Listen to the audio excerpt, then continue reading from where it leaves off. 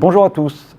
L'indice américain a perdu plus de 4% en séance hier, chose assez rare, on n'avait pas connu ça depuis 2016. C'est la première fois qu'il perd plus de 2% sur une séance depuis 2 ans. Et dans le même temps, on a assisté à une augmentation massive de la volatilité implicite, celle-ci passant de 17 à 37 sur l'indice VIX, qui calcule la volatilité implicite des actions américaines. Alors pourquoi ces mouvements violents ? Ces mouvements violents proviennent sans doute des modèles systématiques qui ont largement déleveragé leur position au cours de la séance de lundi.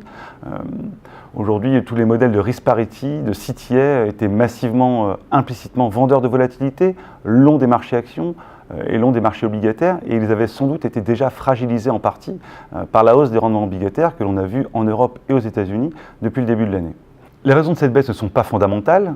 Les chiffres macroéconomiques restent très bien orientés. Les chiffres microéconomiques sont eux aussi de très bonne facture, avec des croissances de bénéfices de l'ordre de 10 à 15%.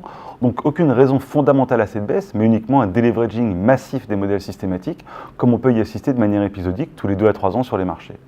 Donc aujourd'hui, selon nous, cette baisse constitue une opportunité d'achat à moyen terme, même s'il ne faut sans doute pas se précipiter à court terme, l'augmentation de la volatilité n'étant peut-être pas complètement terminée.